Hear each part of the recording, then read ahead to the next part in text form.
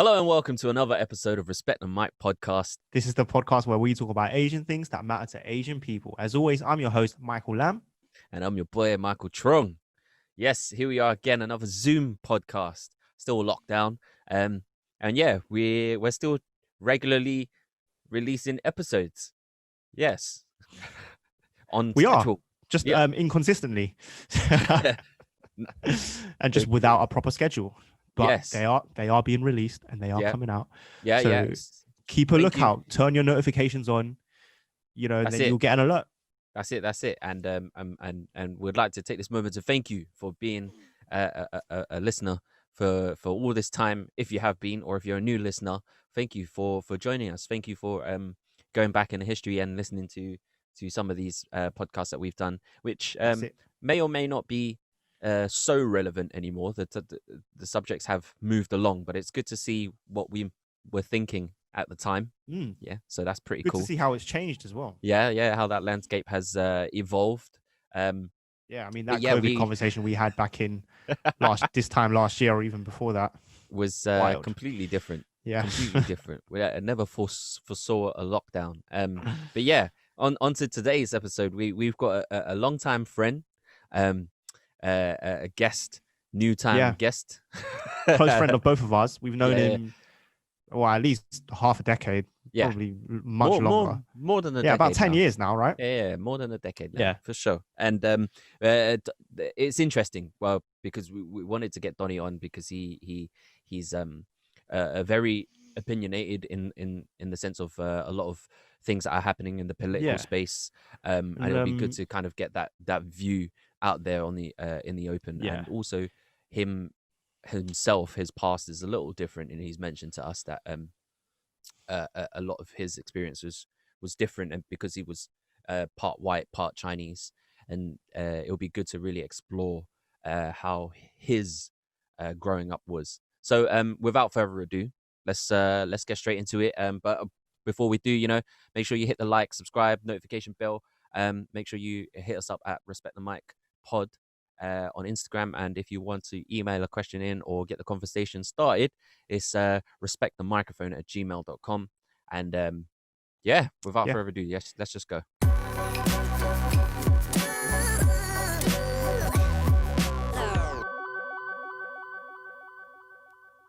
Hello. What's good, Donny? Yeah, guys, happening, lads. What's happening, the boys? In case you guys are wondering, I just let one rip on the mic. See, why'd you say that? You might as well have just done it on whilst we were recording now. I don't know if all of our listeners will appreciate the comedy gold there. I was saying, it doesn't matter how old and how mature you are, a fart like that will always make you laugh. So we wanted to get on the show because we've unfortunately run out of guests. We've got no one else to talk to. So Donny has always been our safety net. If we ever run out of guests, we'll just turn to him.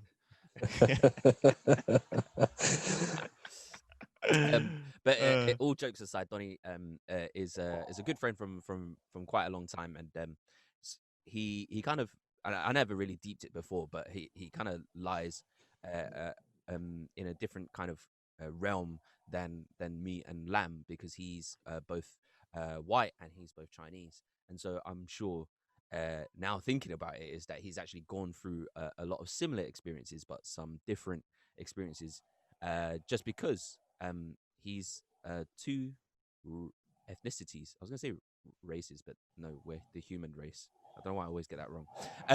So it's interesting to obviously get Donny's view on that. But yeah, I think we've had some technical difficulties, and we've been bantering. So Lam, I'll let you take over. Well, we've been friends for a while, right? I mean, all three of us. Probably, I've known Michael, you the longest, but Donny, I've probably known you.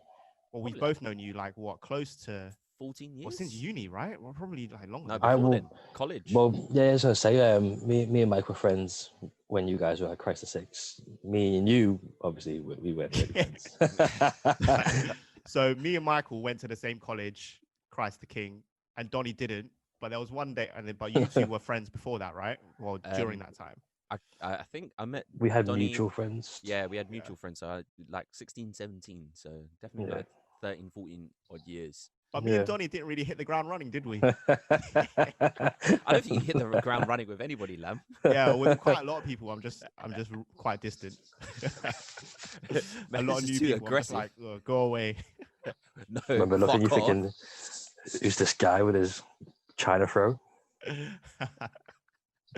Yeah, you were judging me for my hair. I didn't like that. I was like, let me grow it, bro.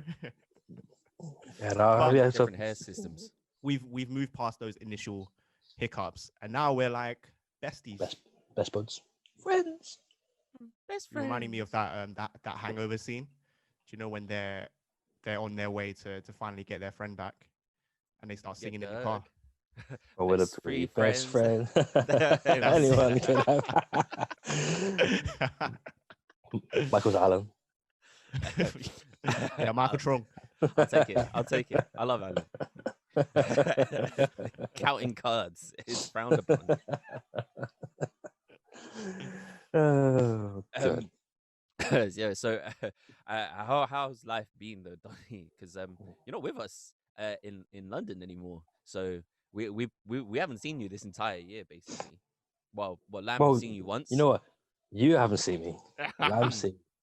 And we also went skiing together. Yeah, we had hiccups at the beginning of our friendship, but now I see him way more than you do. We speak more, probably. To be fair, me and Lam speak more or less every other day. That's bad. But I take care of you, yeah. True. And you have. What do you mean, his pimp? I always send him reparations like every week. Michael Chung was the person who taught me how to wash my own clothes. Oh damn! Shouts to me, and I'm not the best. Yeah, exactly. Don't you just put it in the washing machine? What do you mean wash your own clothes? I never washed my own clothes before. I mean, I always had. When I started uni, I'd just buy more clothes, and then when I went home, when uni was like half term and stuff, I'd just take my clothes back to my mom to wash. Oh damn! And then shaking my head in disappointment. And then I always had someone wash my clothes for me until I had to move out by myself. And then I was like, oh, Michael, how do I wash clothes, bro? I don't think I did my own washing until after uni as well. Do you know when we were living together in third year? I kind of just waited till other people did the washing, and I was like, hang on, I got a batch.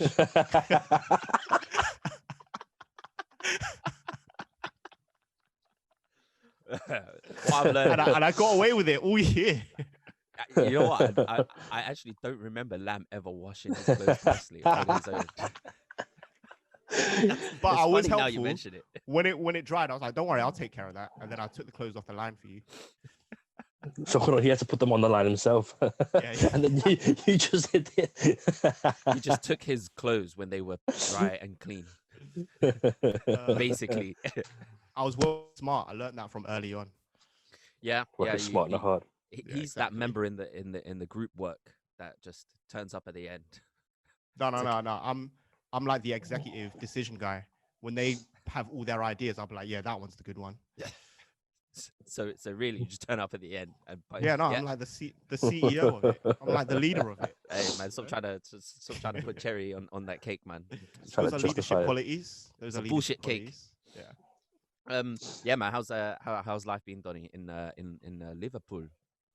Well, I've got like 2 jobs, don't I? I mean, in the daytime, I still work in recruitment, and then in the evenings, I've got the takeaway. So it's been busy.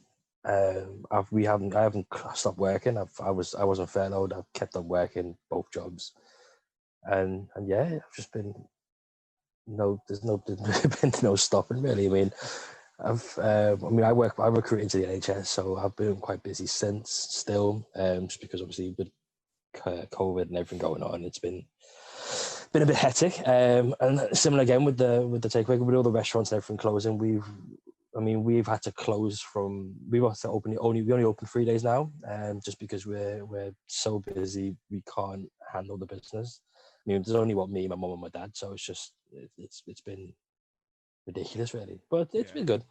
Yeah, it keeps me out of trouble. I suppose the silver lining is that despite all of this lockdown, we're still able to open takeaways, aren't we?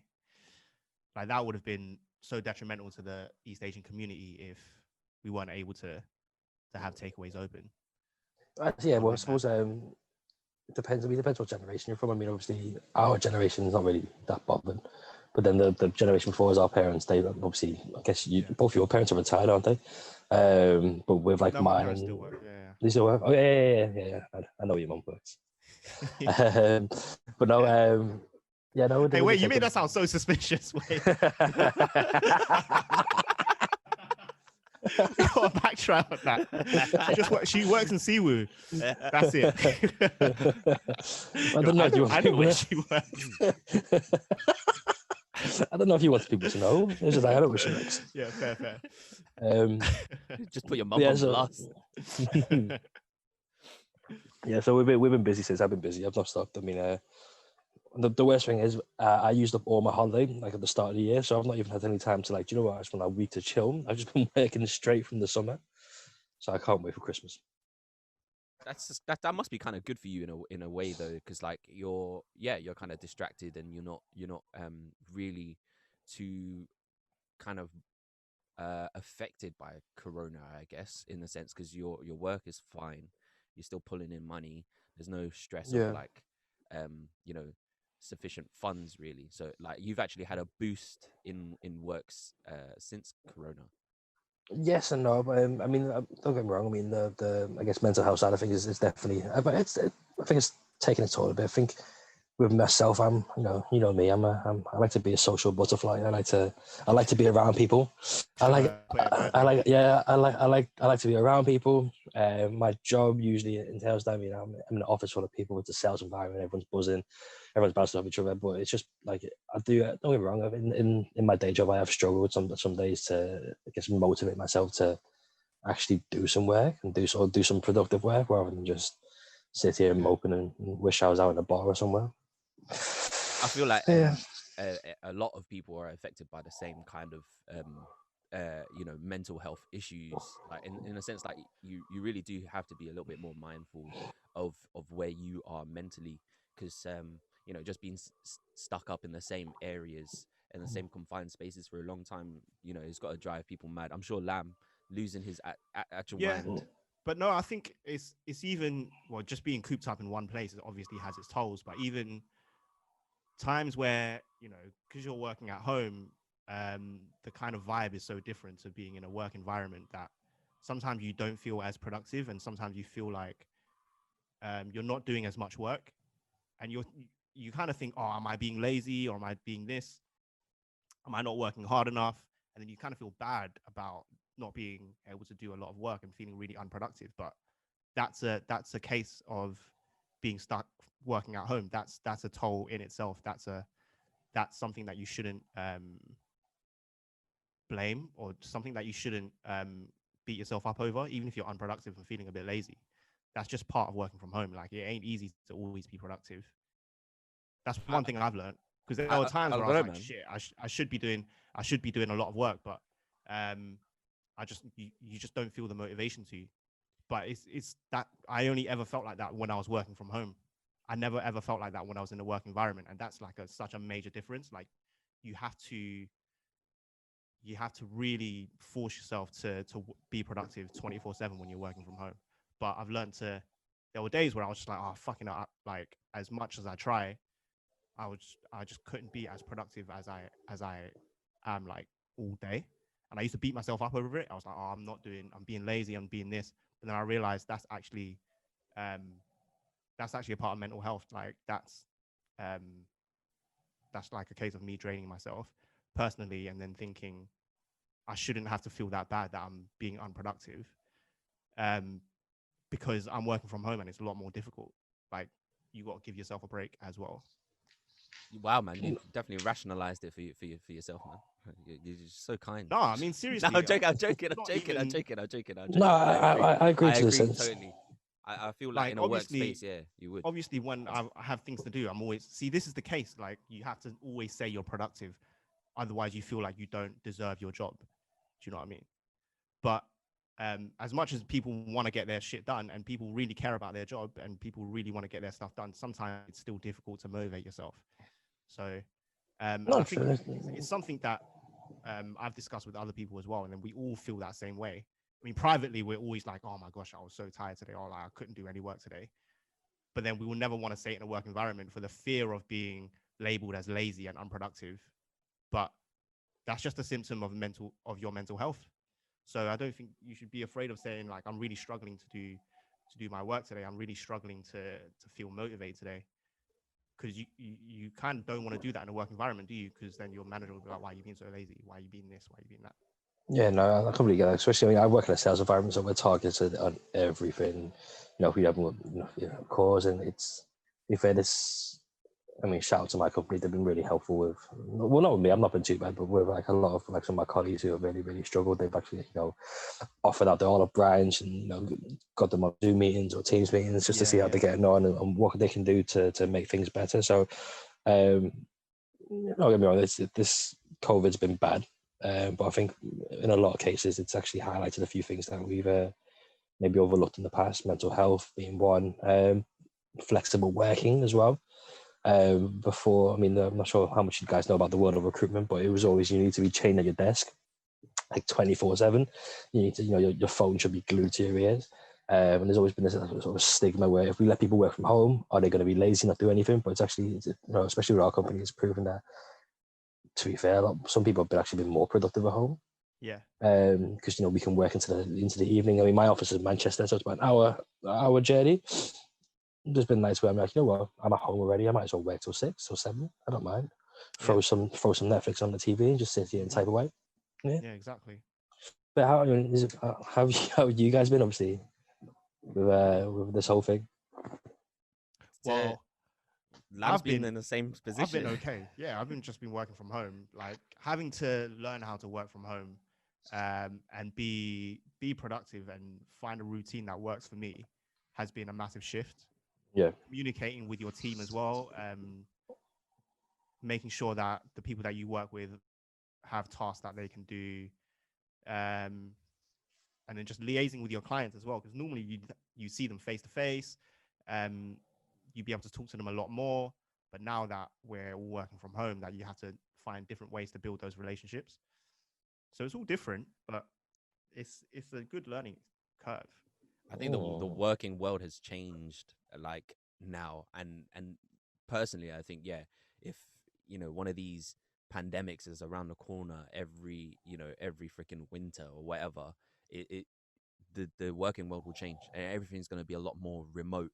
We're going to have a lot. There will be a whole disruption of the natural working space. Have you ever seen the film? Is it Surrogate with Bruce Willis?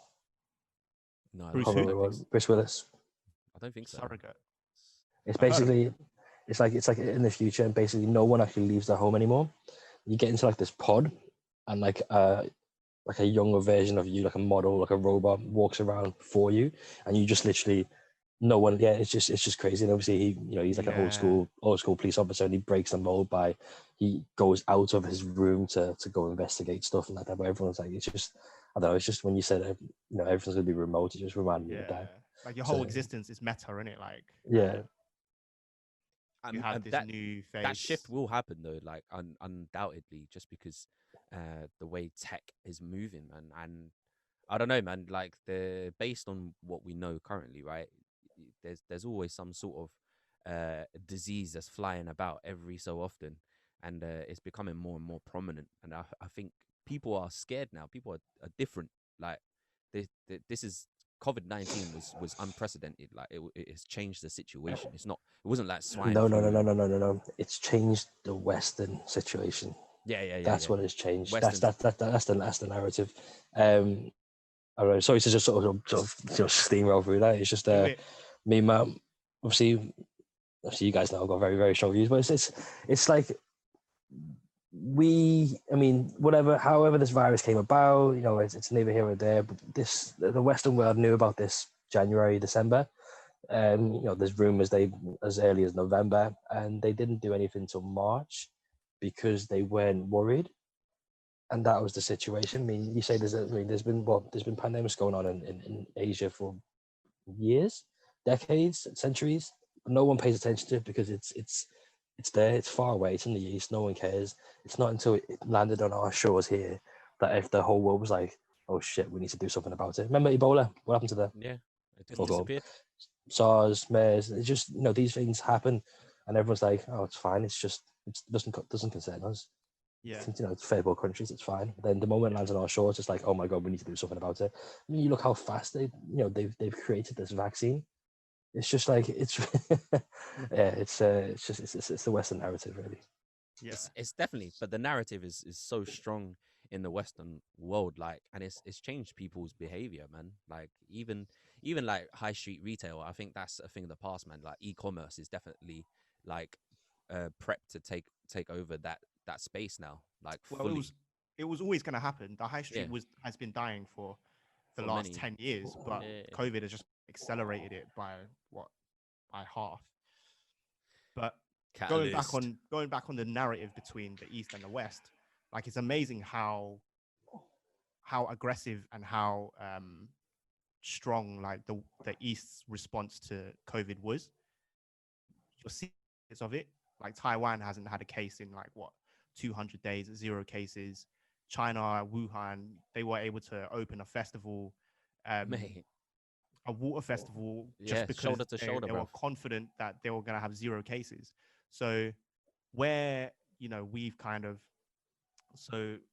with the West, where there's this narrative of we're now going to have to live in a world of COVID-19. Like, we're just going to have to accept the fact that this virus exists among us. Whereas in the East, it's like, oh, we've done that now. That was a hiccup in the road. And now we're past it. But we're still living with it like day to day, like for what could be like years and years, depending on the vaccine. Because Western people don't listen.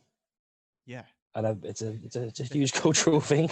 I mean, it's controversial to say, but it's such a cultural difference. I mean, it is. Don't get me wrong, I grew up very Western. I'm a rebel without cause. I do stupid things because I can. but I look at, in terms of how my parents grew up. Like my dad, for one, my stepdad, for one, he used to be a really good football player when he was younger, fully Chinese, I think he had trials for Liverpool boys, so it's obviously play for the city, be great. But his granddad was like, no, you must work in the restaurant. Do you mean things like that? So he the reason why our takeaway does so well is because he's been he's ever since he could lift the wok, he's been cooking, and that's obviously the Asian mentality. Whereas with me, I could be wrong. I tried my hand at wok, sort of using the wok. I just couldn't get it, and I just give up. But I think that's very much a Western mentality creeping through. And you look at Hong Kong, China, Taiwan, when COVID happened, what happened? Everyone stayed indoors. Everyone stayed indoors. Yeah. No one complained. Everyone just stayed indoors, minding their business, and the virus eventually worked itself out. And they've obviously, they've got previous examples of how to deal with these sort of these virus outbreaks. Whereas over here, everyone was just like, oh, it's fine. It doesn't concern us. It's fine. It doesn't concern us. And one day in March, Boris was like, shit, it concerns us now.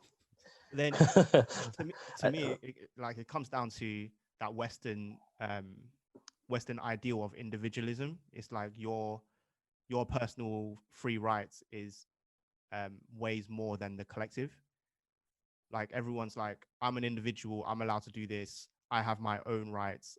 If the laws and the rules say to do this, if I don't agree with it, I'm an individual, I have my own rights, I'm allowed to do whatever I want.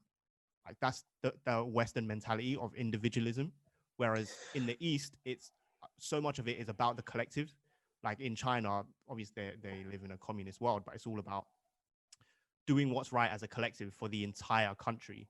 And because they have that mentality, when it came to something like COVID, and when it came to a national effort of trying to solve something, everyone was on the same, like they all just followed it, and they were all just like, yeah, let's do it, because they all realized on the same wave, innit? Yeah, exactly. They realized that the collective is stronger than the individual. Whereas in the West, it's completely different. It's some people are like, am I going to wear a mask? Oh, I ain't going to wear a mask. It's like, oh, am I going to sanitize my hand? Oh, fuck that, man. Do you know what I mean? I think the idea of wearing masks as well in East Asia is like, it's always been prominent, like since the SARS days. So like they're keen to wear masks. People wear them. People wear them just on a day to day, even if they're not ill. They just because they don't want to go. My dad coined a credit. He was like, Western people aren't afraid to die, whereas Asians are. Asians, obviously, like when I'm not sure if you guys had it, but when I was younger, I used to go out a lot because I didn't have any Chinese friends. So all my friends were white, and all my friends were always out on a weekend. We'd always go out, we'd drink in parks and stuff. And every time I go out, Mum was like, "Hey, see what's on the air." They find okay, call. Do you know what I mean? Stuff like that. Whereas I'd go out with I'd go meet my mates, and then we'd leave their house, and just a white household, and the mum would be like, "Bye." They were like, "Does your mum not tell you to be safe? Does she not say call you? Does she not care? Does she not care?" Yeah.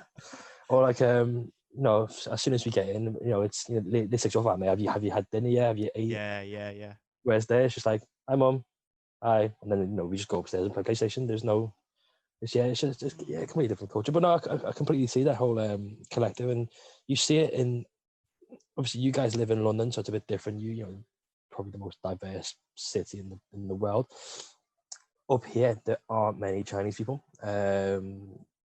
I think Manchester's got quite, even though it's weird because we are I think the first Chinese community was in Liverpool because of the docks. Yeah. You guys had the first Chinatown in the UK, right? Yeah. I mean, but I think the China community in Manchester is a lot bigger. But even over here, it's you see. I mean, I guess the reason why I had a very Western upbringing and why I've got such weird views on life compared to other Chinese is because I grew up around white people.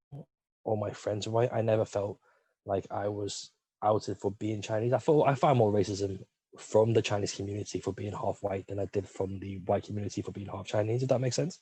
Yeah. It's really strange. So, I mean, you definitely see it. Over here, you got little sort of pockets. I guess similar to London, obviously. Like you got places like there'll be areas in Deptford and Peckham and Luton where there's just Chinese people or Vietnamese people.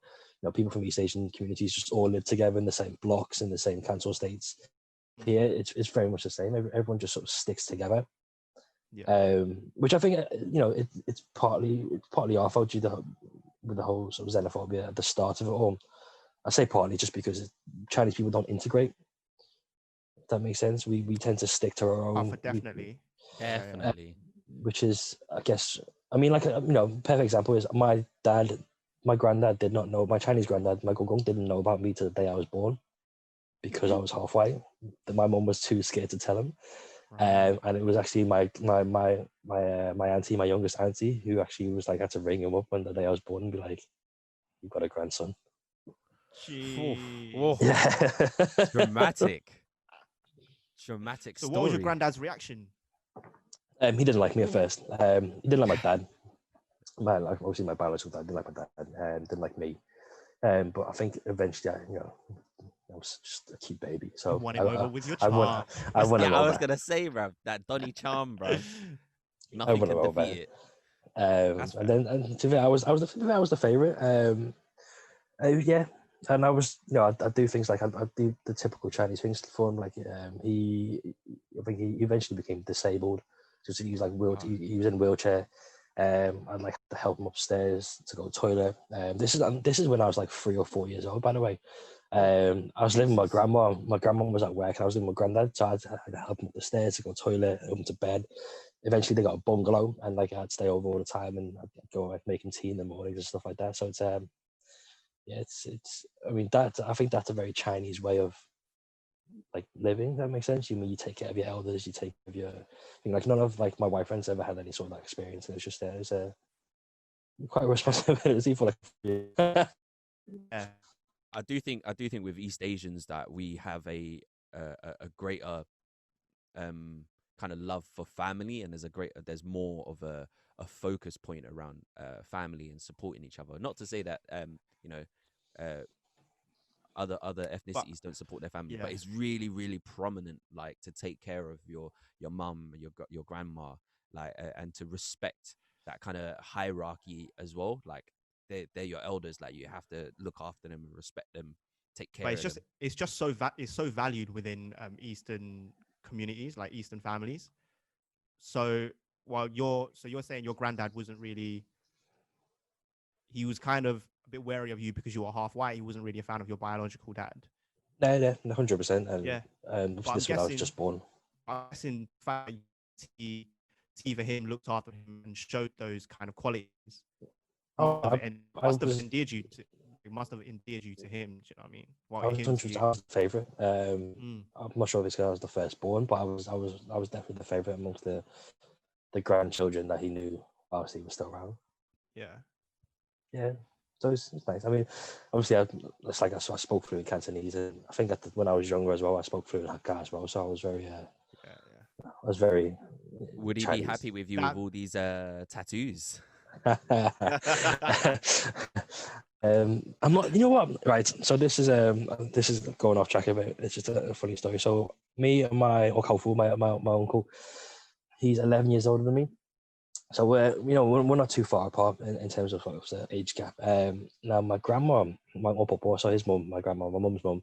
Every time we see it, but this is like years ago, she'd be like, study hard, smoke, don't drink, don't get any tattoos, don't do this, don't do this. I was like, yes. Obviously, I didn't study hard. I drank, I smoked, I got loads of tattoos. So I completely the complete opposite. But my grandma didn't know, and so it's just me and my cousin. Found out my cousin smokes, and my grandma caught my cousin smoking once, and my auntie was shouting at him, but my grandma goes, "Oh, it's okay. Your Uncle George used to smoke." So my Uncle was like, "Your Uncle George used to smoke." So he was like, "Oh, so it's okay because he used to smoke." Obviously, this is before she knew that he smoked. We were always sort of like shouting at him smoking and drinking, and then it was at my other uncle's wedding. I was just minding my own business, mingling as I do.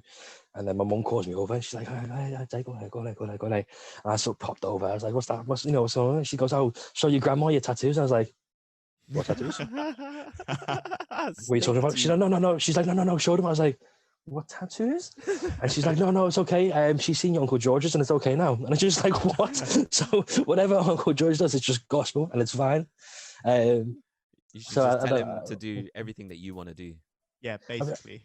I don't know. Maybe that's why. I mean, my tattoos sort of end with my sleeves, and I wouldn't get them above my neck. So as long as I sort of wear a jumper or a shirt, I'm fully covered. You can't tell. So basically, anything bad that you want to do, just make sure your uncle does it first, and it's all okay. And you hide it. Yeah, you hide it. Yeah. You hide it until the truth is out. Yeah. Until the coast is clear. That's cool. So we were talking. So you were mentioning you had like a lot of friends who are white, and then because when we talk about our childhood growing up, we grew up in a lot of Chinese communities, and we experienced a lot of racism, or casual racism from people from different ethnicities. But your story is quite different. In the fact that you never got it from them at all, and it was more from Chinese people that gave you racism. Let's unpack that. When you look at racism, there's two different things. I mean, you look at even from the casual to the. So no, don't get me wrong. I mean, obviously, growing up, I grew up in a very poverty-stricken white area.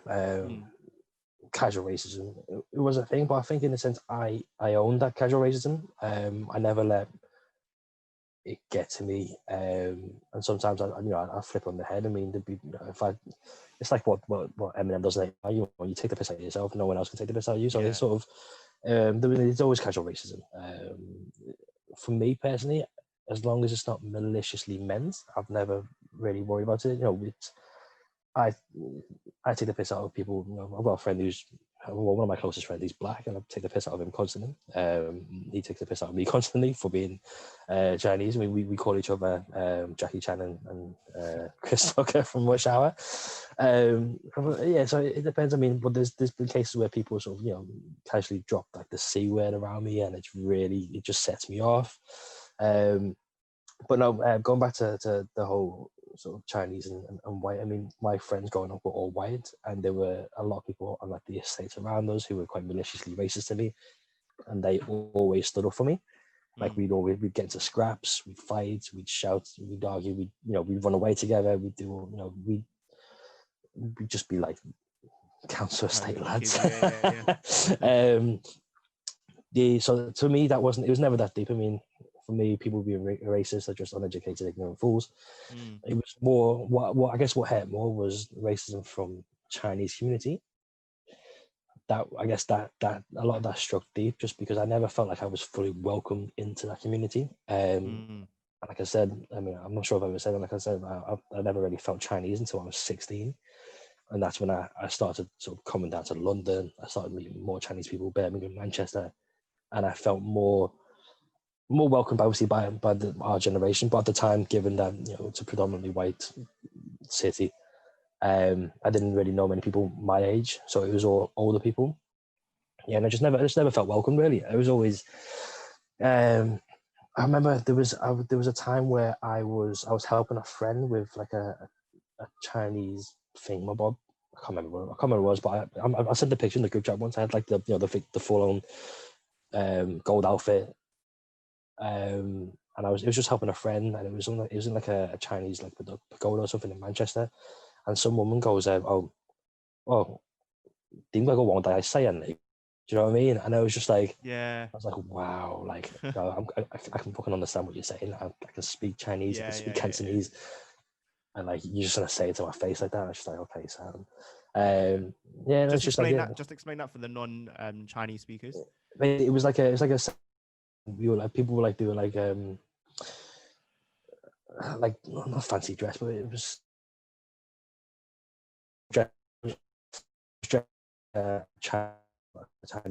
Chinese king, and basically someone know that the Chinese kings could be white or could be Western, and I was just like, do you know what I mean? Yeah, so I know I definitely felt more racism from that side, especially with like sometimes our friends' parents as well. When they found out like I was half white, I mean, like I said, I'm not the conventional Chinese guy, but I've always had dyed hair, piercings, tattoos, and stuff like that. So I've always been like gone against the grain a bit, and I've always felt a bit more, just a bit out. But even then, it's like I've never understood that you have to be 100% of one thing to feel like you should belong in a community. Do you know what I mean? It's like mixed race people. No, and the so ironic thing is, I mean, as the both of you know, I mean, my case isn't the best, but it's probably definitely better than Michael Jordan's. Yeah. I agree totally there. Definitely got me on the ropes with the Chinese. Like my Chinese, my pronunciation, my vocabulary, it's definitely better than a lot of like some of the people I was hanging around with or I've hung around with. Better than their kids. Do you know what I mean? Yeah, they make me feel like I don't want to say inadequate. Inadequate's a powerful word, but it's similar to something similar to that. Feel like you weren't fully Chinese. No, 100%. And obviously, I look. I don't look white, so I've never really felt fully white either. There's sort of. I guess that's the problem with mixed kids. We never really feel like we're part of one thing. You're sort of in limbo. Then I think that comes from the community and how they embrace you, because it's like that was the sort of attitude so long ago, right? It was like, well, where do you fit? Are you black? Are you white? Are you? It's like my Trang sister. She will probably most likely marry like a Bangladeshi man. Big up, Rico. So they're gonna have mixed kids as well, but just because he's half Bangladeshi, I'm not just suddenly gonna say he's not Vietnamese as well, because he's half Vietnamese. Well, that kid would be half Vietnamese as well, and it was just about fully embracing them into the family. Yeah, 100%. And it's like, it doesn't matter what half they are; they're part of the family. Like, you should just embrace them and accept them. I think like 50, 100 years down the line, most people will probably be tan colored. There'll be so much mixing of ethnicities. Yeah. And hopefully racism is it moves away from all of this. I mean, personally, I feel like we should unify as one race, one human race, because then we can talk about energy. But then we can't do that. We can't do that with all these policies of like stricter borders, keeping nations within nations, not allowed to mix cultures, or like not wanting countries to have other cultures and races. Then that's such a backward step towards this this goal of having just one human race rather than seeing pockets of identities. Every country's like that. I mean, especially you look at, obviously, from a Chinese point of view, I mean, if black people in China, it's just like non-existent. And yeah, I mean, we're very people are, I wouldn't say is it racist? Is it traditional? Is it, what would you call it? I mean, some people aren't malicious with it. It's all they know. Yeah, I mean, it's education, like, ignorance. It's almost like preservation of your culture, right? Yeah. It's like where you see those. Who was that actor? Like, I think Reese something, but he's like a really old-fashioned actor in his like 60s, 70s. I think he was like classic British comedies, and he kind of hates the kind of multicultural country that England is in now, because that typical English culture is being diluted and it's being kind of withered away. Like the same classic English jokes that he did back in the 80s and 70s doesn't really exist in today's world. So he seems like kind of a racist. That's all he knows. But he's just concerned of, British culture being eroded away. So I kind of get that, but at the same time, I think I don't know. It's a bit silly. It'd be interesting to see because we come from quite a unique generation. I mean, the transition from, I guess, the late 80s, the 90s to the noughties, the 2000s, is so different. It happens so quick. With sort of advancement of technology, people, sort of rights, everything, it just happens so quick in the I guess, from like 85 to 2005, those 2 decades, a lot happened. And in maybe 20, 30 years time, when a lot of these people have moved on, it'd be interesting to see what people's thoughts are then. Because like you said, I mean, a lot of people, especially, people who fight, all these people who are defending the Churchill statues and defending all these statues of, or, the slave owners being pulled down and stuff. It's like, I don't think they, like me and you spoke this, Lam. I don't think the statues should be up. Maybe they should be in a museum, but I don't think they should be destroyed, because it was maybe. But I don't know. It's I guess it depends on how you look at it, really. But it's just like, it's how people view things at the time. Yeah, and right now, like those statues being up represent a kind of the way the population has been around that kind of racism. It's like, especially with Black Lives Matter, like it was a real catalyst recently seeing George Floyd and all of that happen. So at the time, and it's really, really prominent in a lot of people's minds, and it draws back to the question, like, why is this here for so long when it represents so much pain, and especially to a lot of people. Like I get the defamation of whatever, and people would maybe say there were better ways to take them down, but I do think that if they draw back to painful memories for a lot of people, and the kind of thing that it represents, it shouldn't be up, because it will affect the general population's morale together, to stand to be together. If you have that as a symbol there, it's like I don't know, it's like leaving a piece of shit in your house, like on the stairway, and just letting it be. You know what I mean? Like it's always just been there. You know what I mean? You just leave it there and let it dry up, and like it's not nice to be there. You know what I mean? And it's always gonna smell rough. All of that. But yeah, that's where I was going with that analogy. It makes me think that obviously you see those statues, and probably no one really knew what that person did, 100%, yeah, and what their history was. But then what shocks me is that once you did find out, and then you realize that he was a terrible slave owner, he was did atrocities to people of color and indigenous cultures, there are still a section of people that are like, I still don't down. I still want to celebrate this person and have this statue up, because that's what a statue is, a celebration of their achievements. But then even when you realize that what they did were bad and they were atrocities, there's still a section of them that are like, oh no, I don't mind it up actually. And that's what kind of boggles me, because it's like, they did these atrocious things, and here we are trying to celebrate it, and you're okay with that. So that's what boggles me. And I'm like, we should just take it down, because why are you going to celebrate a person who did bad things? And I get at the time when he was alive, the landscape and the political landscape and the social landscape was very different, and it was probably very, very normal for that person to be doing those things.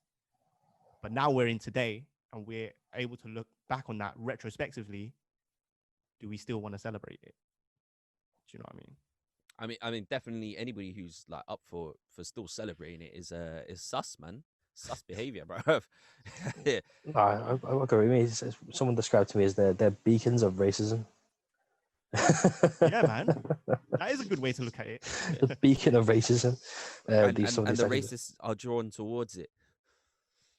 But well, it tends to, the people who are drawn towards it tend to be those who, similar to what we were saying before, the ones who are like, you know what, they're trying to sort of hang on to their colonial ways, and it's a sticky one still.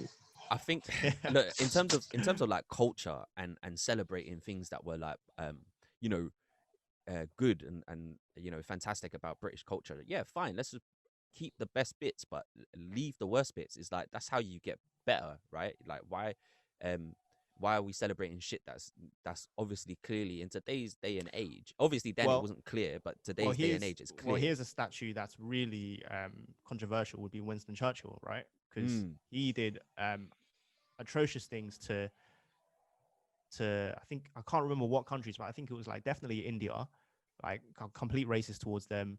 He was part of genocides and was responsible for wiping out colonies and villages and towns for the purpose of the British Empire. But at the same time, he's our most celebrated hero because he was the prime minister that stopped the World War II, that saved World War II.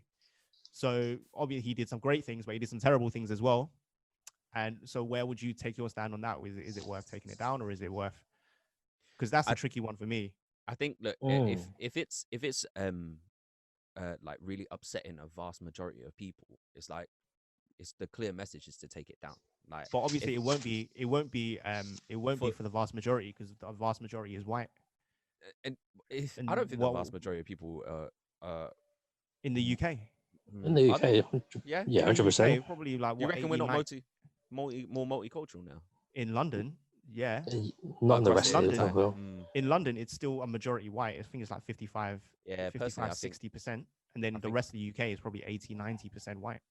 Personally, I think, yeah, definitely it's a take down situation. You know what I mean? Like, but now you're saying the minority. The minority should be. But you know what it represents as, even for this country, right? Like it represents that you know, everything that they've done that is bad is trumped by what they've done, you know, for World War II. But it's dicey, you know what I mean? Like putting up some sort of statue to celebrate somebody is gonna hurt a lot of people, right? Because it's a tough one. You're never gonna please everyone. Yeah. It's like one of my best friends. We've never met the guy. He's from a place called Derry in Ireland. So not Ireland. Right. So he's from Derry in Northern Ireland. He would say there's no Northern Ireland. There's only Ireland. And obviously that, you know, places in Derry are where, you know, there's the sort of the massacres of sort of what, I can't remember what it was called now, but it was a, you know, big massacre by the British Army. So he will never wear a poppy. Yeah. And it's like, I was like, no, ask him why. It's like, because of the atrocities that the British Army have committed in Ireland. So he'll never wear a poppy. But poppies are widely celebrated. I mean, I wear a poppy. Poppies are widely celebrated. So that's like saying, well, should we not have poppies? Should we cancel poppies? Because they're going to piss someone off. Oh, yeah, dicey in this. I guess, I mean, it's hard to know in every single, you know, nuance about that certain thing, you know. Like, I think as a poppy and the UK kind of culture, like, it's really big with the wearing that poppy, and what we're doing today, like celebrating by, you know, donating for the red poppies. Like, it's charitable. I mean, obviously if the charities are fantastic and we're actually supporting a good cause, then there's a silver lining to that. But yeah, it's dicey, man, to bring up something that's gonna upset a large number of people, man. Michael, would you ever wear a poppy? I typically don't, because I It don't mean anything to us, right? No, it doesn't mean anything to me. Like, it's something that they did in school and a minute silence, but I don't think them things are gonna really be effective in doing what they're supposed to do. Like, if you really want to make those changes, there's far greater things that you can do. Like, what I swear the poppy as well is that a cocaine plant, bro? I don't know, but I know people who are so invested in the poppy, and they have such a strong emotional connection to wearing a poppy. Like, symbolic, it has so much symbolic meaning to people, to some people, that they really wear that poppy with pride. Yeah, well, You're really trying to remember the people that gave their lives to make this country what it is today. But to me, when I look at a poppy, I have no skin in that game. I have no skin in wearing a poppy. Like, my grandparents didn't do anything for the British Empire. Like, if anything, the British Empire probably did stuff to my great grandparents and stuff. Yeah. So definitely did. Like, I have no skin in the game to wear a poppy at all. But I'm not going to shout my opinion from the top of the rooftops and say, damn everyone who wears poppies, because yeah, hey man, I wear poppy. I it's think completely fair. It's completely like, we live in that age where we have to be mindful of other people and what their beliefs are. But I think it in this day and age is also dicey as well, because a lot of things cross over, man. Everything crosses over, and it's like you could upset one group of people. So it's learning to move forward from a lot of the pain, and having all of these things that hold on to a lot of the past as well. They can it's good remembering all these people and what they've done and all that, but it's not it's holding along onto a lot of past, man. Like, I think if we can only learn from the past and create a better future, which is very, very ambiguous in itself to say that, but that poppy thing needs to eventually, I reckon it will die off. Like, it won't forever be prominent in the British culture. I think moving, like, if we go 100 years down the line, I think that poppy thing will be a forgotten memory. I think there'll be some other atrocity that's happened that will be some sort of other charity. What do you think would drive lower engagement of poppy use to the point of extinction in 100 years? I think time is the biggest here, because a lot of those people who celebrate it more heavily are a lot of the older generation who hold on to that respect for a lot of people who fought in those wars and what those values represent. But I think, like, with a lot of the Gen Zs, they're looking into the past and they look at it with a kind of out of the box view, and then they're seeing it from not taking sides, but they're trying to view the whole picture. A lot, the conversation is definitely blowing up more, and a lot of things are coming up from the past, and then like, oh, actually, so and so, it wasn't actually such a great guy. They did a lot of shit as well. So are we really still be celebrating this? So I think as time goes by, a lot of these things will die off as well. Well, the poppy thing, I definitely mean the main like place that all the donations go to are to veterans. And as time goes on, less wars are waged, there will be less veterans, I guess. So I think they open.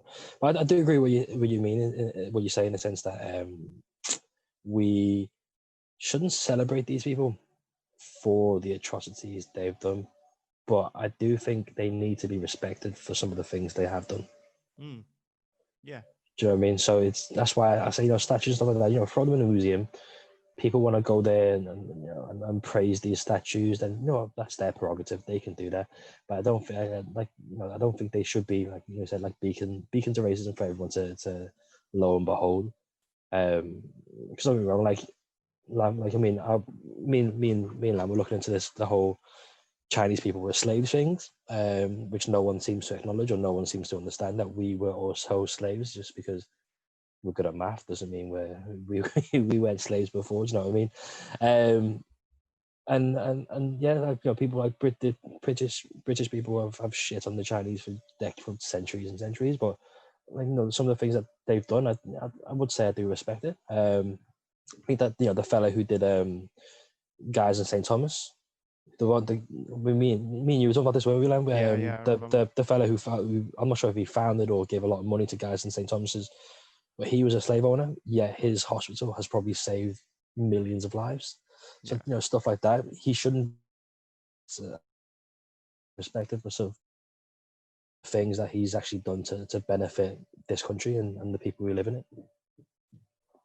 I think it's clear that at the end of the day, everybody is human and they do good stuff and they do bad stuff, and that's just it's just no shit, Sherlock. but that's what I'm saying. Like even so, in the most basic view, right? Like people are, they do good things and they do bad things. It's the yin and the yang, right? But like I think just moving forward into the future, we're just celebrating the best parts and leave them being aware of the atrocities and having just a knowledge of the past. Like it's going to be difficult moving forward, isn't it? Because obviously it holds so much weight and emotional pain for a lot of people. So you're fine with the Winston Churchill statue then, because with Donny, in a museum, like for people who want to know about our history, it's important, right? Like, but not as a statue. No, on Trafalgar. No, I guess at this point it causes too much pain for a lot of people, and it's like the world needs to move, and if you keep sticking to your old ways and we don't move forward, then we're never going to progress. You're just moving it from one place to the other. I mean, if you have a museum full of it, I mean, you're pinpointing a target there. Let's just ransack the place. Yeah, maybe. Well, there's no easy way to solve this, is there? Yeah, maybe just leave it in the history books. Like I said, there's no easy way to say it, because you're always gonna piss someone off no matter what. Yeah. I mean, I do think right now, right, the emotion is a lot higher.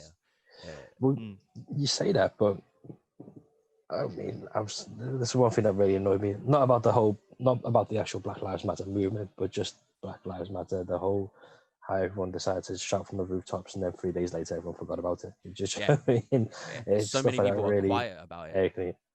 No, they're not quiet. They just completely forgotten about it until someone else of color is mowed down by someone white, and then they'll pipe up again. It's still happening. 100%. 100% daily and weekly in America, and it's still a daily problem. And even more worse is for Black women, because what I learned the other day actually is that because Black women are not put in the media lines, and that a lot of Black women go, forgotten, but they're actually happening just as often as Black males in America. And this is it of it being intersectional. They're both Black and they're a woman, so it lies at the cusp of two things, and it's quite important to understand that those people are suffering from could be the negatives from being a woman, and then the negatives from being Black as well. So it's doubled down. It's like it's twice as bad, and it's just quite saddening. But there's a lot of stuff that goes on in the social media world that is just for the bandwagon hype, and people not really wanting to continue that conversation, because it's quite tough to talk about in a world where people are trying to sell happiness and products and shit. And when you're talking about actual problems, some people kind of get clammed up. They get clammed up, and they're worried about saying the wrong thing, and pissing off their employers, and getting not getting their P's no more, because they believe in something else. So it's a weird time for and social media, I think, needs to definitely shift. But I think social media is going to change as well, man, because there's a lot of issues with it now, and it's mainly just become like a sales website. You're just selling your product now. You're selling yourself. Yeah, and it's less about those important kind of issues. And I think even the next generation, I don't know what they'll call them, Gen X or whatever, I don't know, man. It's gonna bring about a different way of seeing the situation, and a lot of these things hopefully will progress a lot more, because even the way that Gen Z's view masculinity, that's changing, and people are just talking about being non-binary, and that's more prominent, and people not seeing masculinity as a kind of sexy thing, this toxic masculinity. It's not sexy. So woke, Michael, so woke. Well, one thing I do like about that though is like now, obviously before the preference was like muscles, people who were stacked. Now the preference is on dad bods, so it is. I'm in my elements. So it's working in your favor. Working in my elements. Donny just seems to always I be love in the right place. Yeah, man. I love the dad bod. Don't need to go to the gym anymore. Get me that beer belly. I don't know. Of course.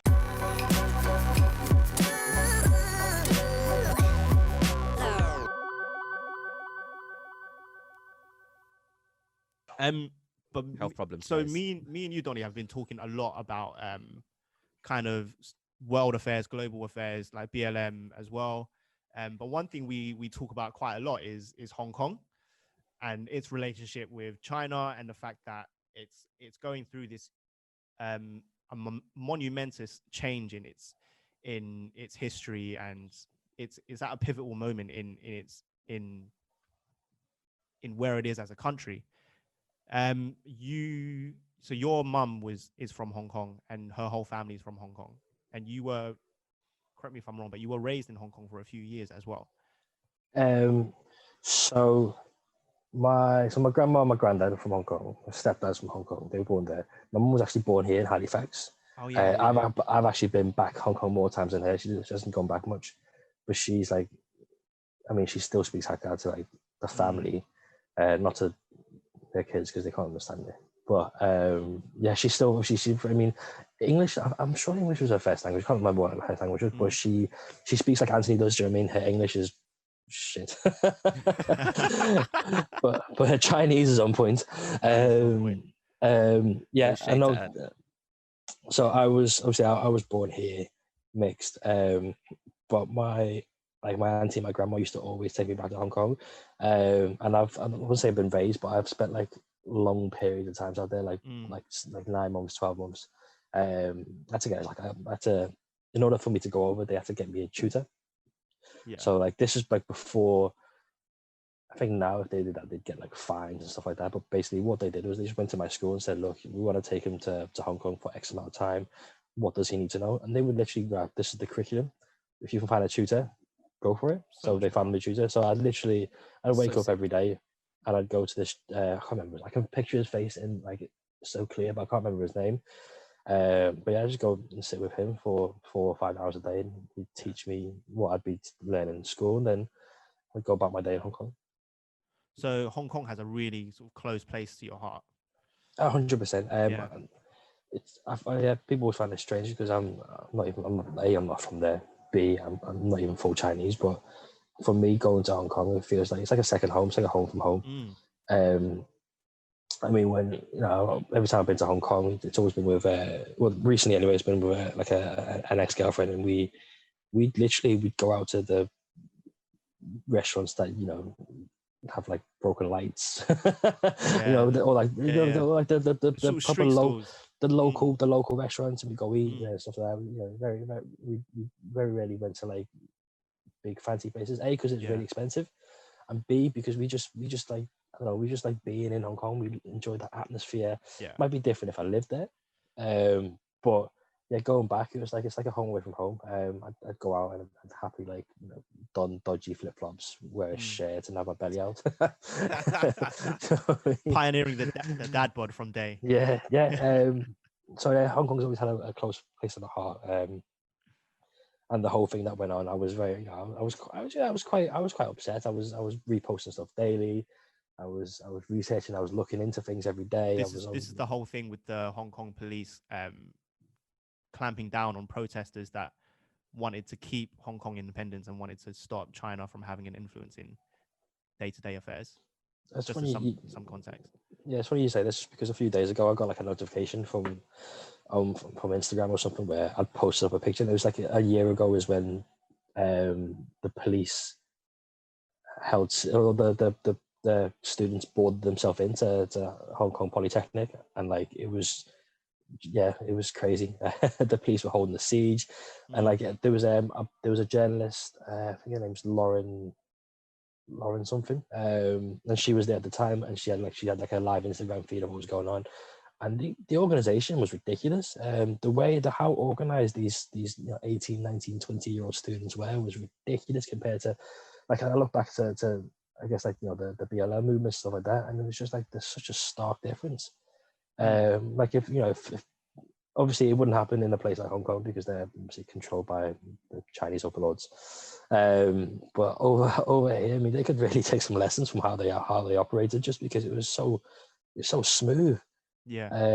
It was just stuff like, I mean, not to incite any violence and stuff like that, but it's just like the frontliners would like be on the front lines, and there'd be like messages passed back, and then you'd see like videos of them stopping and starting, and that's some of them when they stop is to give the people who are actually on the front line, who are actually taking the hit from the police, to give them time to run away.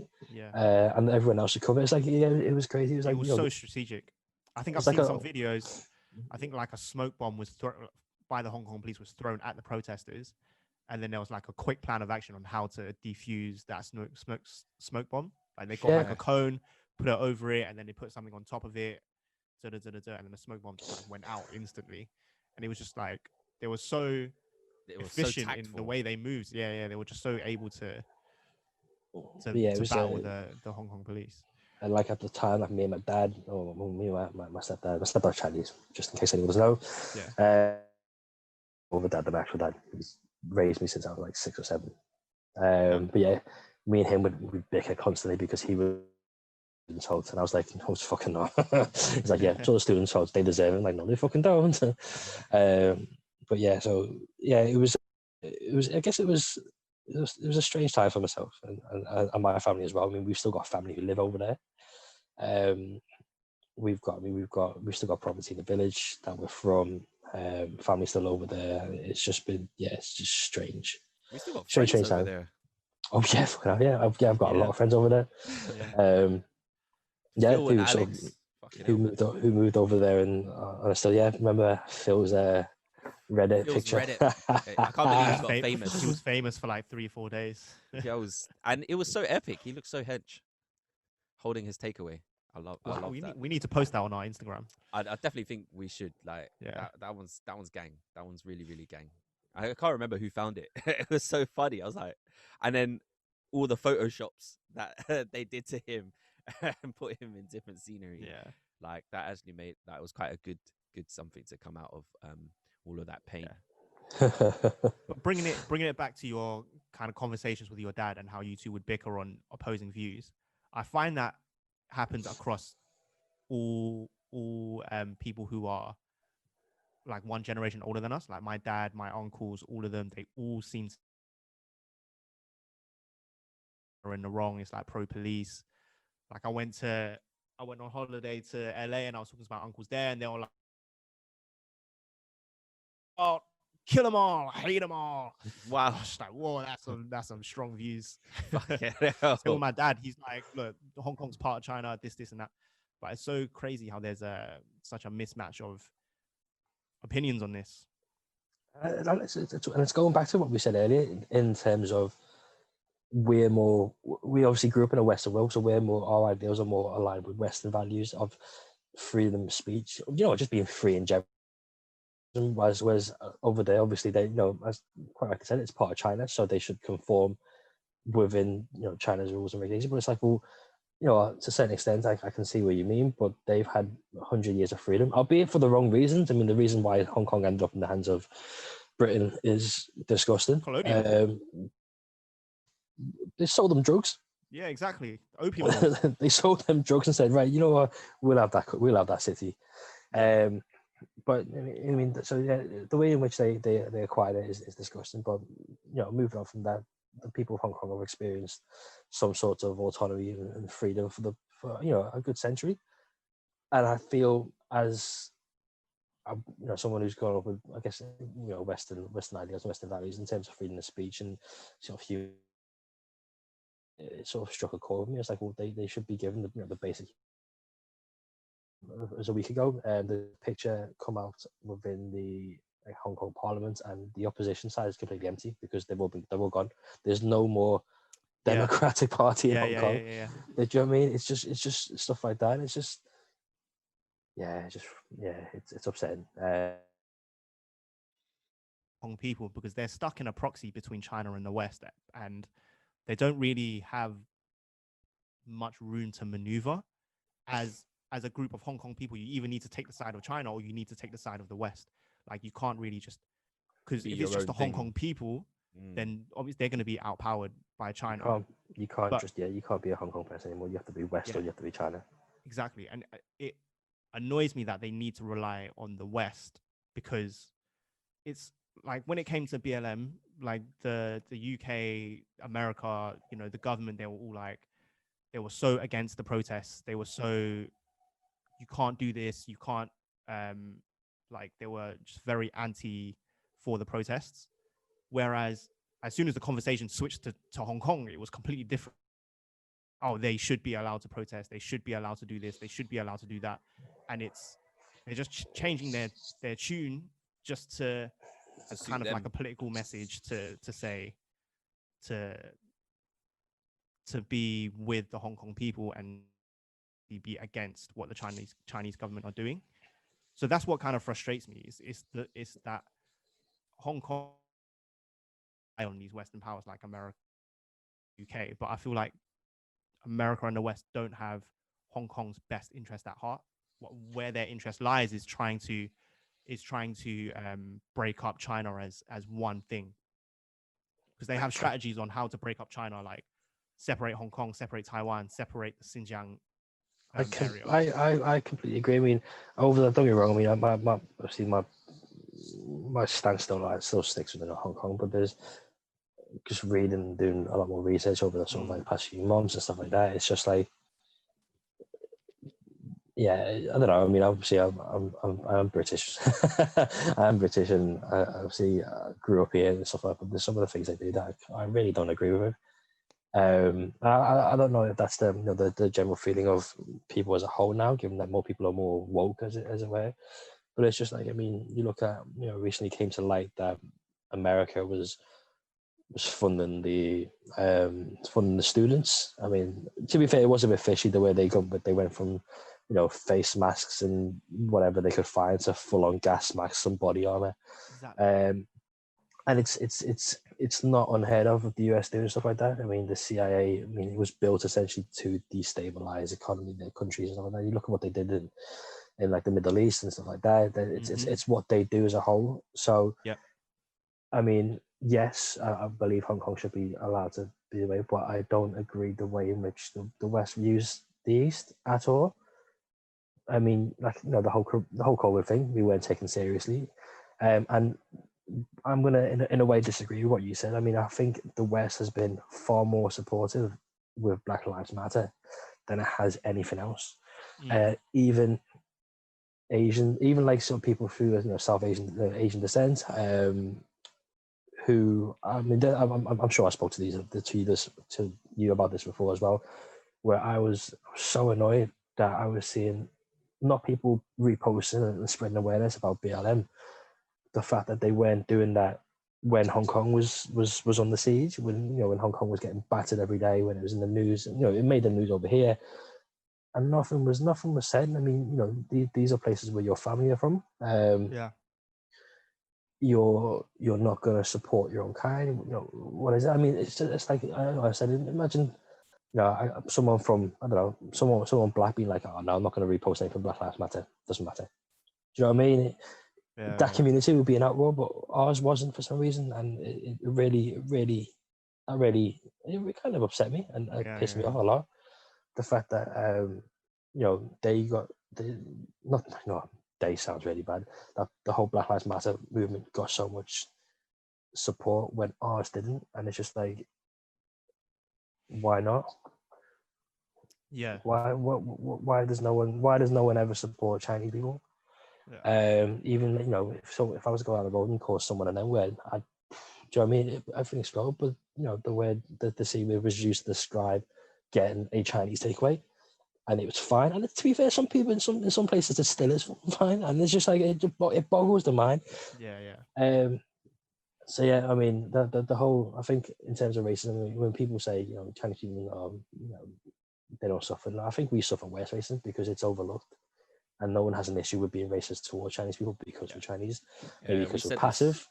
We've said this for the longest time, and it's like our pain kind of gets overlooked often, and it's partly on our heads as well, because we don't shout out about it as well, but partly we just, a lot of it just gets overlooked, it gets brushed off, like even the whole like with East Asians in media and using it to attach to COVID-19 stories, like that was like wildly overlooked for the longest time.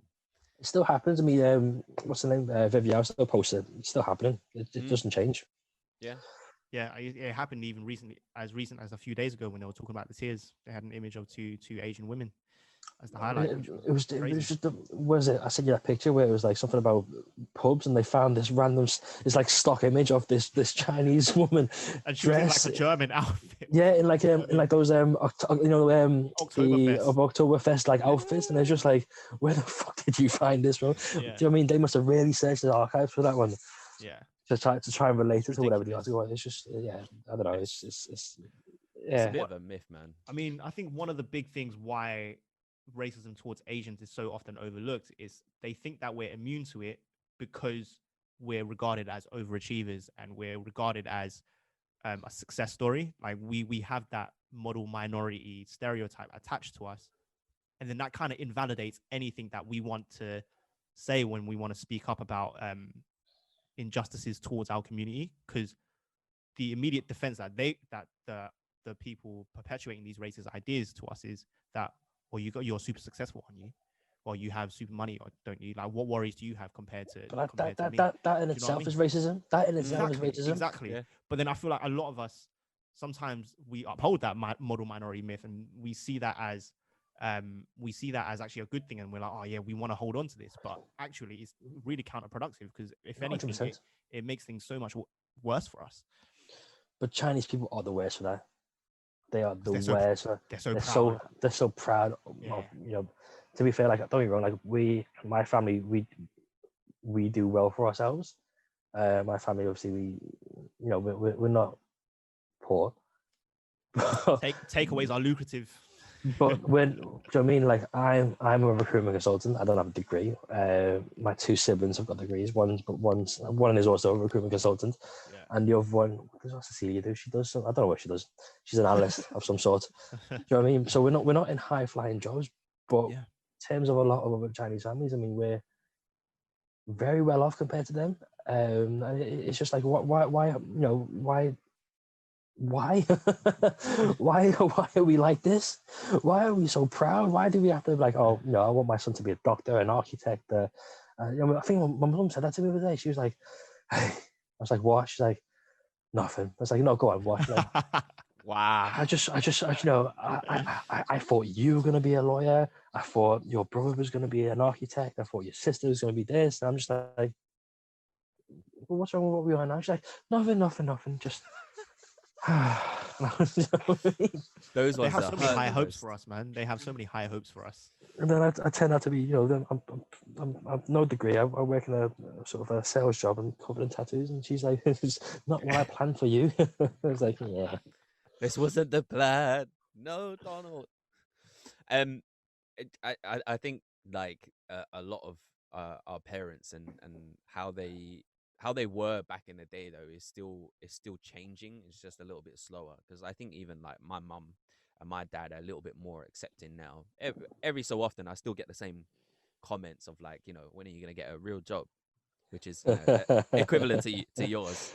I'm like, why couldn't you be a doctor? But I think it's changing, and the more that we grow older, there's going to be a shift. Like, we'll be taking care of them, and like it won't be that hopefully they still won't be singing the same tune, like, why couldn't you've got a real job? But I think time will heal a lot of the pain, but we do have to be proactive, and like discussing it is so important, like, because this is so enlightening to a lot of people. Like, I'm sure a whole bunch of Chinese listeners to this, like East Asian ones from here, from the UK, will be shocked that a lot of the racism that you experienced was from, you know, from them, from the Chinese community. Like that's shocking in itself, and it's maybe it's a good time to look at yourself and say, like, how have you treated like other mixed Chinese people? Because there's quite a few. Because it doesn't matter whether you're half this or half that. You should still be able to belong to that entire community, which kind of leads me on to think about what you were saying about Henry Golding. And he's not quite Asian, you say. He's not full Chinese. He's not full Asian. Why couldn't they got me as an Asian? Why couldn't they got me? You don't accept him as a full Asian.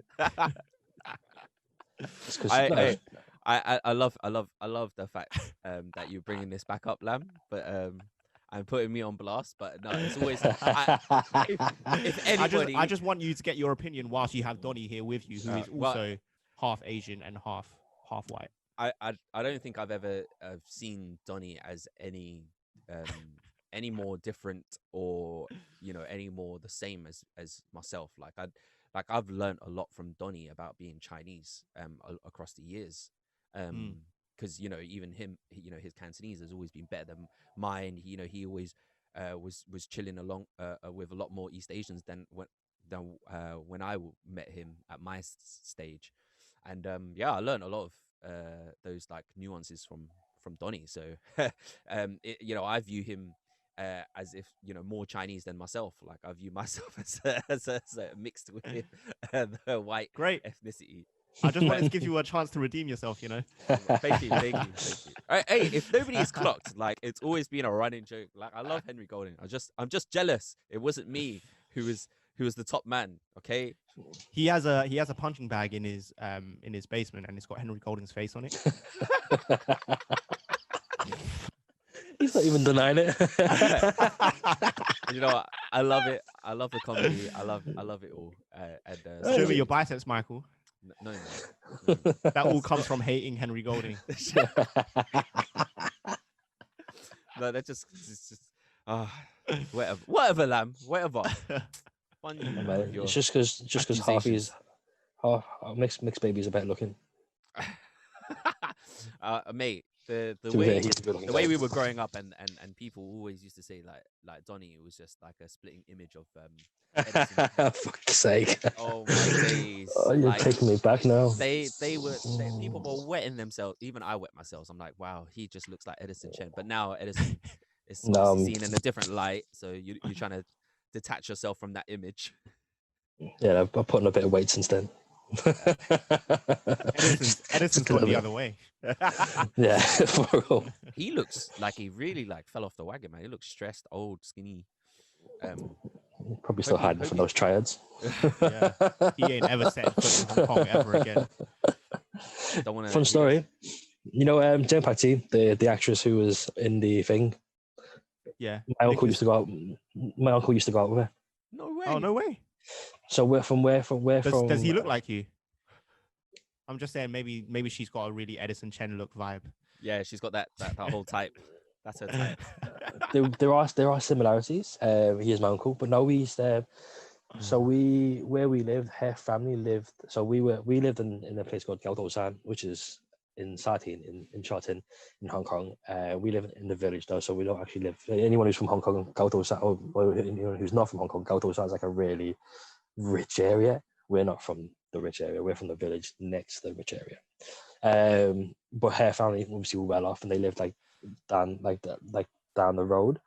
And I guess my uncle just took fancy to her, or she took fancy to him, and they were going out for a few weeks. So yeah, and then that's why my sister's called Cecilia. Jen Patti's name is Cecilia. That's where my mum liked the name from. No way. There you go. Fair play. Shocking. Fair So play. it's a funny story. Apparently, I've got there's pictures of us all hanging out somewhere, the mode normal cameras with the little photo packs. There's photos of me and then some other guy and some a helicopter. I don't know. They had a helicopter. Ballers. Yeah.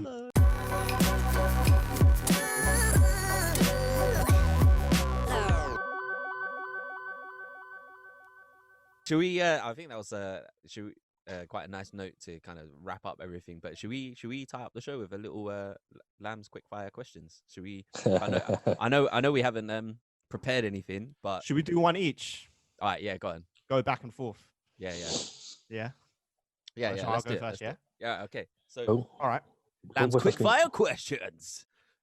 If you had a choice between a Sunday roast and dim sum, what would you choose? Sunday roast. Wow, that was quick. Whoa, so rapid. Why Sunday roast?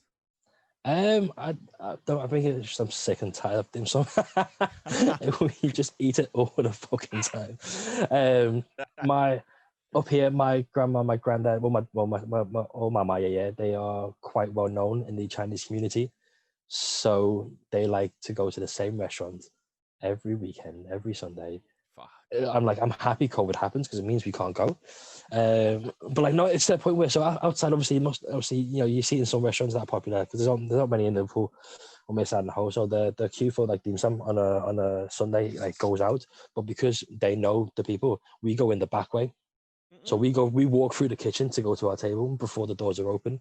And I think it's just, it's just how like just eating dim sum every other Sunday for years. Just don't get me wrong, I love dim sum. I mean, I love the Lai Wang bar right now, but it's just, I think it's just put me off a bit. I would prefer a Sunday roast. Sunday roast. Yes. I mean, I don't have any of those regularly, so I'm still sticking with dim sum though. It's a fave, man. I love getting a tasil bao, man. I'd love a Sunday roast and then have a tasil bao on the side with a hot. Maybe we should make it like a fusion Sunday dim sum roast. Yeah, like a Yorkshire pudding, and then you put hagao and spring roll on top. Or like a seal mine, some latte on top. All right. What about a Qingdao or like a Camden Hells? Neither. Stella. Oh, Stella. It's a good old pint of Stella. I should have said Stella. Where's your white vest? I opted not to wear one today. It weren't a Stella day. No. So yeah, I'd definitely go Stella. I've drank it all my life. A rice or potato man? Rice. Yes. I would say I'm a potato guy. Yeah, actually, I would lean. Yeah, I would say Lamb. You'd lean to like potatoes. You love making potatoes like differently. But yeah, it was just because they were easier. I do love chips and all of that, but the Rikea makes the sickest like rice, like with coconut and kidney beans in there. Have you ever made rice not in a rice cooker? No. Yeah, actually, yeah, I have, but it's always fucked up. It's every time. Every time. I always get it hard at the bottom. Outside, hard at the bottom and soft on the top. I get the worst of both worlds. Like there was a guy who used to live in Kingston, called Broken, and I remember the first time me and Gary saw him making rice with a sauce. Probably like, what the fuck? What is this? What? We have a rice cooker right here. What is this? What is this sorcery you speak of? I think it's so weird. We have rice every single day, but we don't know how to cook it. I do. I mean, without the rice cooker, I mean, true. Yeah, but the rice cooker is like seen as like a saucepan to just to us. It's a staple. To be fair, it's not just rice you cook in there as well. Like congee. We get lap chang. Yeah, and you just stick it in with the rice. In the sticky rice. Is lap chang? Is it legal here? Yeah.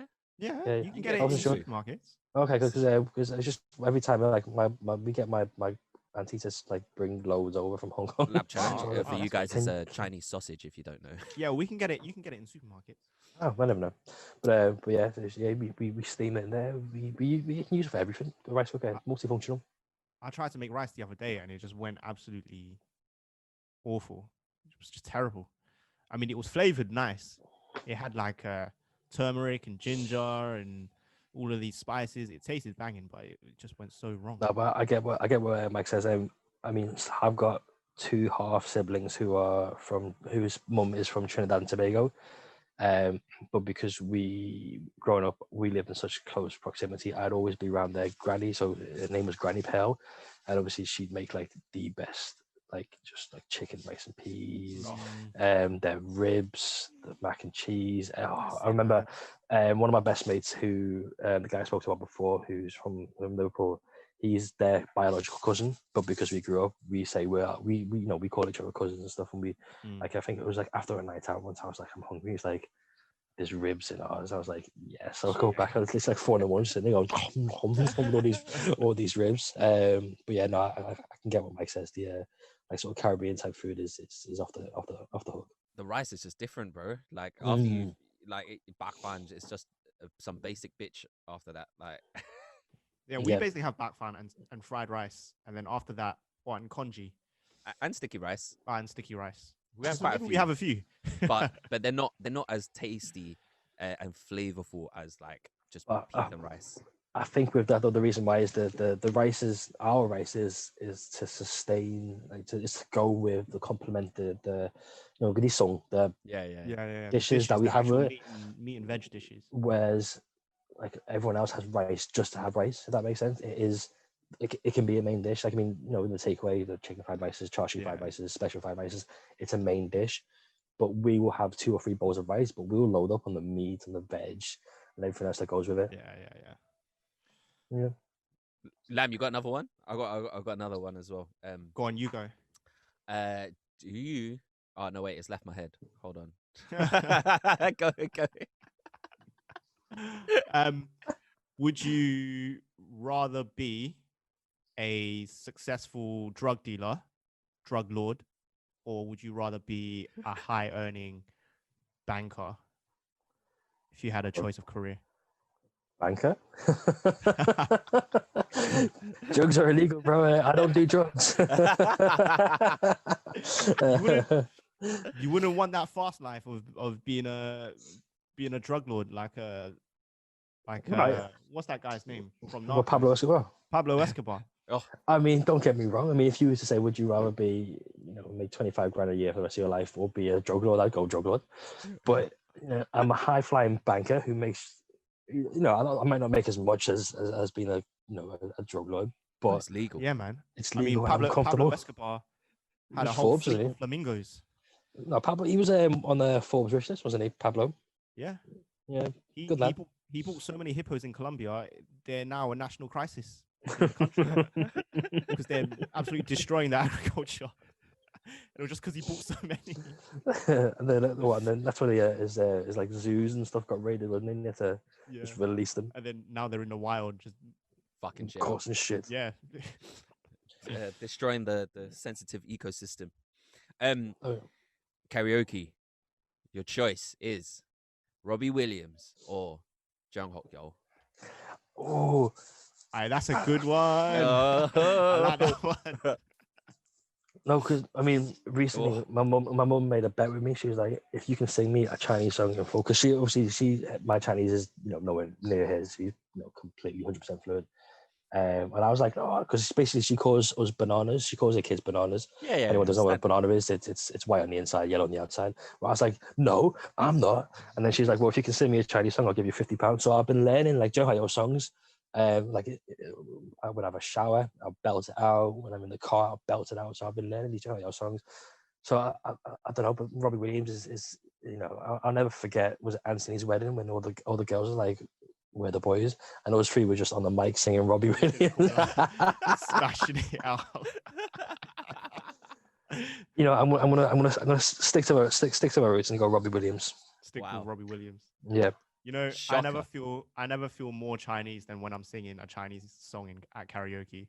Yeah. When I'm singing like Beyond or Zhonghe Yo, I'm like, I feel so Chinese. Or Anjing in it. Oh yeah, well that's just me all over in it. We've upgraded, so we've got a karaoke machine downstairs. Wow. And we've actually got a touch screen selector.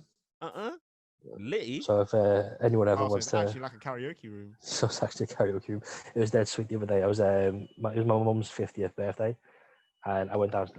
We cut the cake and whatnot. And I went back upstairs, and I went downstairs again to just to get a drink. And they were both like, my dad and my mum were singing karaoke together. And they were doing duets. It was so cute. They were That's so kawaii, man. Yeah, my dad was singing the boy bits, and then my mum would chime in with the girl bits, and I was just like, "Oh, so cute, so cute." Well, I guess that ties up Lamb's quick fire questions. And I just want to say a massive thank you to our homie Donald for joining us on the show today. Like, wow, insightful. If you do want to see more from Donny, you can actually find him on Instagram, and he posts a lot. He's quite active, you know. He posts a lot of stuff. So, what's your handle, Donny?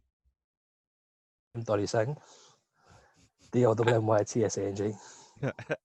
And Can't get it wrong. if you've got a comment, you want to help us, support us, do like, subscribe on YouTube, hit the notification bell, all of that nice stuff. Apple Podcasts, 5-star review, and just if you've got questions or you want to open up the conversation, you can hit us up on @RespectTheMicPod on Instagram, and you can find me on Twitter @MichaelH Trung, and you can find Lam at Instagram @HongMikeLam, and on Twitter _FalmaLam. So that's it. It's been really, really insightful. Just to say there, you Chinese people, man, you Chinese people, stop being racist to those that are mixed. Yeah, Michael, leave Henry Golding alone. Yeah, Michael. Oh yeah. me and my boy Henry. And on that note, I would just like to close the show and say, peace, mother bitch. Bye. See you later.